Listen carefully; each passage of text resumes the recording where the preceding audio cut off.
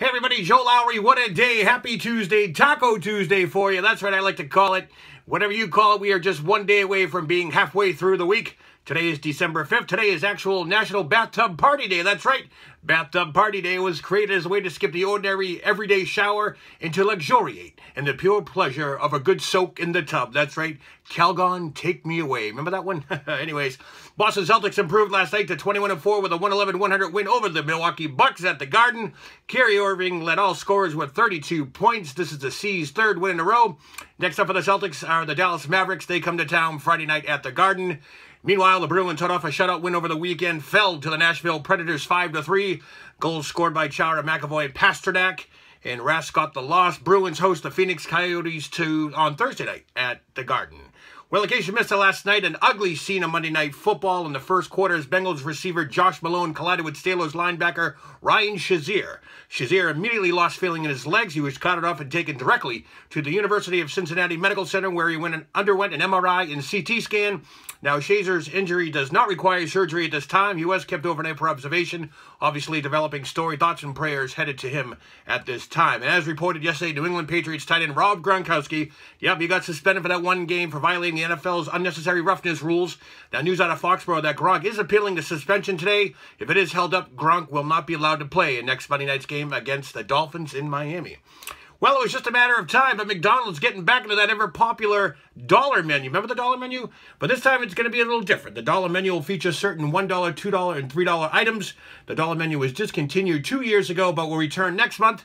In a statement released yesterday by the corporation, they wrote, the $1, $2, and $3 menu will become a permanent part of the McDonald's nationwide menu starting January 4th.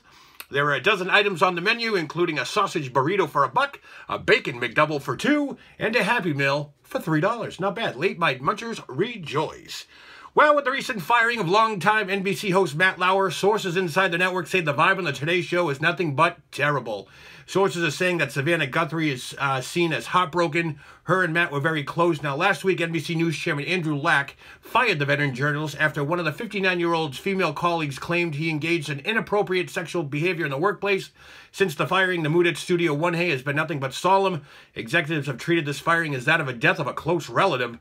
A second source says the atmosphere on the Today Show is somber. Also, the editorial meetings that take place daily, they have about 30 people in those meetings. They're averaging over 200 now as they are using these meetings to open up to the floor for questions in regards to misconduct in the workplace. No doubt these are trying times over at NBC. Moving on. 20 years ago today, I can't believe this one. 20 years ago today, a film came out written by two virtually unknown entities. That's right, Ben Affleck and some other guy named Matt Damon wrote and starred in a movie about a prodigal guy from Southie who just happened to be a genius. Yes, we're talking about Good Will Hunting, which was released in New York and L.A. on this day in 1997. I did not know this, but it did not hit nationwide theaters until January 8th the following month. The film went on to be nominated for 9 Academy Awards. It actually won 2. Of course, we know Best Supporting Actor for the late actor and comedian Robin Williams, and Best Screenplay written directly for the screen for Affleck and Damon. Now, in the 20 years since, a lot has changed. Affleck and Damon, who were both 25 and 27 at the time when the film came out, are now bona fide A-list stars. They've built sustainable careers and now have families. Well, 20 years does that. And Casey Affleck, you know, he's the brother of Ben Affleck. Well, he's already won an Academy Award. He actually is in the Good Will Hunting as a Fleck's younger brother. I'm just reading the notes, they're all backwards. So I don't know, my producer's got to get on the ball here. But anyways, 20 years, how the time flies.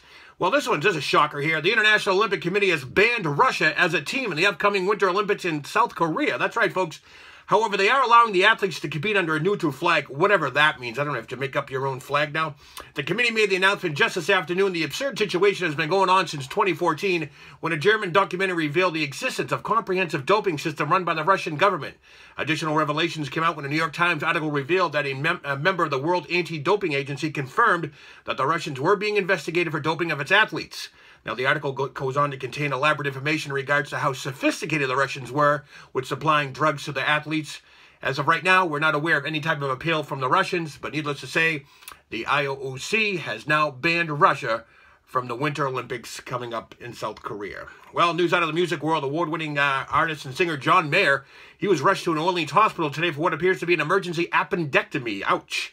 The guitarist is currently touring with Dead & Company. They do have a show scheduled for tonight, but that has since been postponed. The 40-year-old singer will need time to recover, and that will affect future tour dates. As of this moment, John is recovering from surgery. Tickets for tonight's show will be honored at a later date, or you can get a refund if you wish. Now, here's a little bit of useless information. Now, did you know that there's only one state in the United States that can be typed on the same row on a computer keyboard? That's right. Think about it. You think you know it? Well, if you go down the list alphabetically, it won't take you long. So you have A for Alabama. Nope, that's not right. Nope. A for Arkansas. Nope, that's not right. Well, maybe it's Arizona. No, that's not it either. Let's try the other A state. Alaska. That's right. Alaska is the only United States that you can type out on just one row of a computer keyboard. Go ahead, try it. A-L-A-S-K-A. That's it. One row. Unbelievable. There's some useful information for you. Useless information for you. That should be on Jeopardy, I think. Well, another day, another merger. That's right. The UK Cineworld Group, US Cineworld Group PLC agreed to buy U.S. theater operator Regal Entertainment Group for $3.6 billion to expand into the biggest movie market. The $23 a share deal comes week after the company's confirmed news of reports of a takeover discussions jolting cinema operator stocks. Now, the price represents a 26 premium to Regal's close on November 27th. The company is expanding into the U.S. as the country's theater chains are struggling with stagnating movie attendance. Now, many films this time of year fail to meet expectations at the box office and the summer season, which are usually the most lucrative times at the box office. Well, finally today, somebody got it right, and this time it's Sports Illustrated, as they announced their Sports Person of the Year, and this year it was split into two people, and no better choices. Houston Texans' J.J. Watt, who raised over $37 million for Houston victims of Hurricane Harvey, shared the award with Houston Astros MVP Jose Altuve, who brought the city of Houston their first World Series championship.